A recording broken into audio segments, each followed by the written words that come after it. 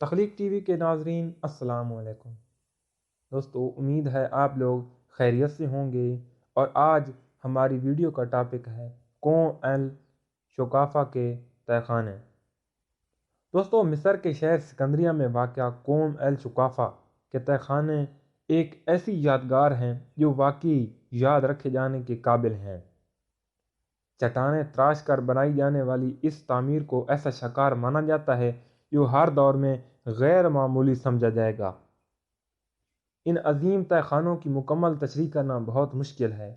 پیچیدہ انداز میں سجائے گئے اس کے اندرونی حصے چٹان میں اتنی گہرائی تک تراشے گئے ہیں کہ انسانی سوچ سے باہر کا ایک تجربہ معلوم ہوتے ہیں۔ یہ ہمیں اس تکنیکی مہارت سے روشناس کرواتے ہیں جو جدید دور میں سرنگیں یا زیر زمین سڑکیں بنانے کی مہارت جیسی ہے، لیکن جمالیاتی طور پر یہ قدیم شاہکار جدید سے بہتر ہے۔ قوم الشقافہ قدیم یونانی لفظ لوف کیرا مائکوس کا عربی ترجمہ ہے، جس کا مطلب ٹوٹے ہوئے برتنوں کا ٹیلا ہے۔ قدیم مصری زبان میں اس کا نام را کیڈیل تھا۔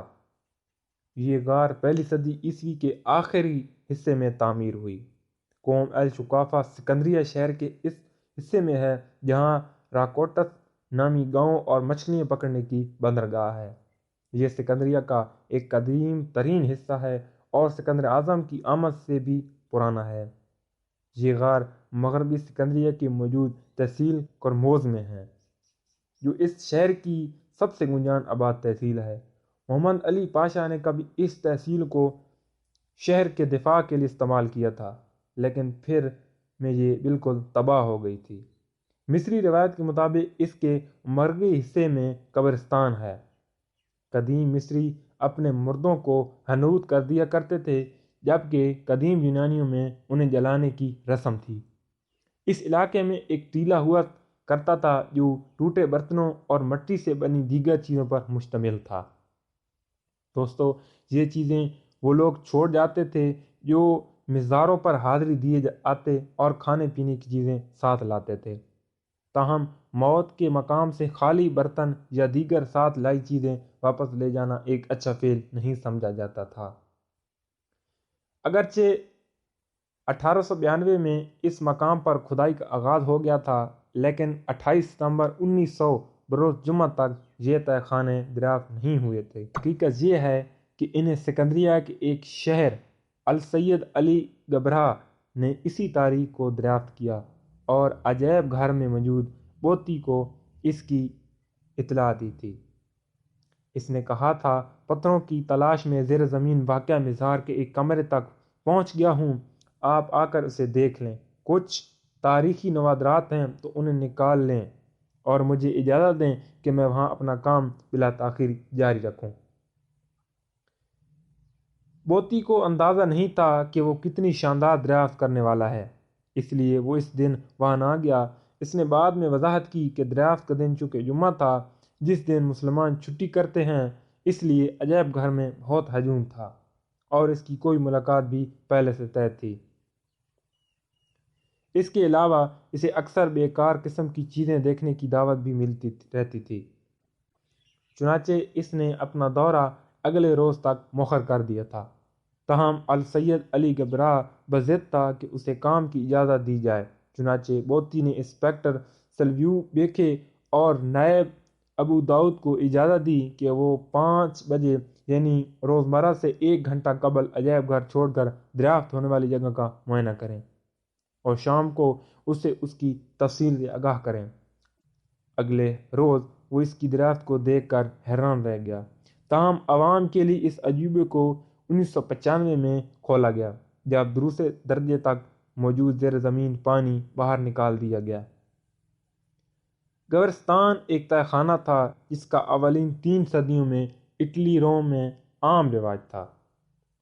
عام طور پر ایسے تہہ خانوں میں مرنے والے عیسائیوں کو دفن کیا جاتا تھا۔ اس وقت یہ اس نئے مذہب عیسائیت کے ماننے والوں کے لیے ایک پناہ گاہ بھی تھی جہاں وہ ظالم حکمرانوں سے محفوظ رہ سکتے تھے۔ روم میں واقع سینٹ سباسٹین کے گرجا کے نیچے سڑکوں کی شکل میں تہہ خانے ملے جو کئی میل تک پھیلے ہوئے تھے اور جن کے دونوں طرف قبریں تھیں، تاہم قوم الشقافہ کے قبرستان میں کسی عیسائی کی قبر کا کوئی سراغ نہیں ملا۔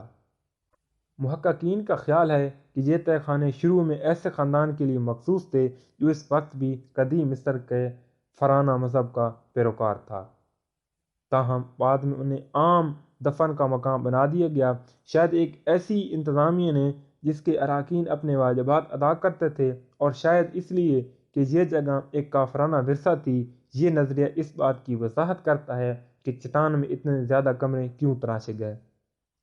اپنی آخری شکل میں یہاں راکھ رکھنے کی 100 سے زائد تاکچے اور چٹان کاٹ کر بنائے گئے تابوتی مقبرے نظر آتے ہیں۔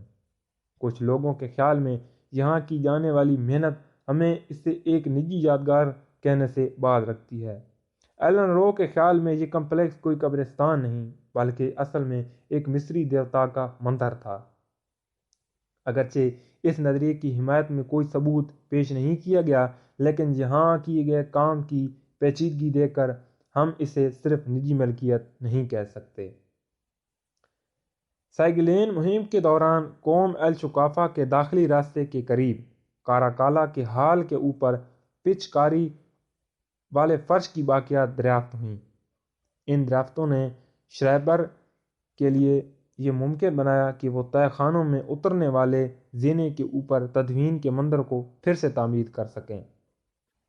یہ منظر تعمیر کرنے کے لیے مارینہ الامین، جو سکندریہ کے مغرب میں 96 کلومیٹر کے فاصلے پر واقع اور اسی دور میں دریافت ہوا تھا، کے نمونے سامنے رکھا گیا۔ یہ تعمیراتی ڈھانچہ ایک بڑی عمارت پر مشتمل ہے جس کا درمیانی حصہ متوازن اور شروع میں 8 ستونوں والی راہداری ہے۔ دوستو، قوم الشقافہ میں 6 میٹر قطر کا ایک خلا ہے جس میں 10 میٹر لمبا چکر دار زینہ ہے، اور وہ مرکزی روشنی میں راستہ ہے جس کے گرد سیڑھیاں گھومتی ہیں۔ سکندریہ میں موجود زیادہ تر مقبروں میں ایسا خلا چوکور ہے، لیکن یہاں گول ہے۔ یہ خلا نہ صرف مقبروں میں روشنی پہنچانے کا کام کرتے تھے بلکہ ان کے ذریعے مردوں کو دفنانے کے لیے نیچے اتارا جاتا تھا۔ وہ دیوار جو زینے کی خلا کی گرد تھی اور اسے روشنی فراہم کرتی تھی، وہ چوکور بلاکوں پر مشتمل تھی جن میں ڈھلان دار دہلیز کی کمانیں دار کھڑکیاں تھیں، جن کا مقصد روشنی کو سیڑھیوں کے نیچے تک پہنچانا تھا۔ کل 99 سیڑھیاں تھیں۔ جیسے جیسے سیڑھیاں اوپر اٹھتی تھیں ان کی اونچائی کم ہوتی جاتی تھی، اور بالکل اوپر تو کوئی سیڑھی باقی نہیں رہتی تھی۔ یہ اس لیے تھا کہ مقبرے میں آنے والے لوگ جو نیچے کی سطح پر مردے کا آخری دیدار کر لیں تو اوپر کی طرف چڑھائی آسان ہو جائے، کیونکہ چڑھائی چڑھتے ہوئے کوئی بھی شخص تھک جاتا ہے۔ دوستو، کاراکالا کے حال کو شروع میں قوم الشقافہ کا حصہ نہیں سمجھا جاتا تھا، لیکن یہاں بھی مقبرے دریافت ہونے کے بعد اب اسے اسی کا حصہ سمجھا جاتا ہے۔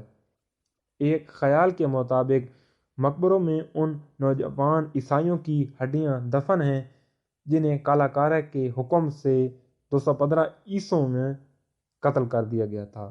اگرچہ اس بات کا کوئی یقینی ثبوت نہیں ہے، ایسا معلوم ہوتا ہے کہ ابھی اس مقام پر مزید تلاش اور جستجو کی ضرورت ہے۔ دوستو، اگر آپ کو ہماری ویڈیو پسند آئے تو ہمارے چینل کو سبسکرائب کریں۔ ویڈیو دیکھنے کا شکریہ۔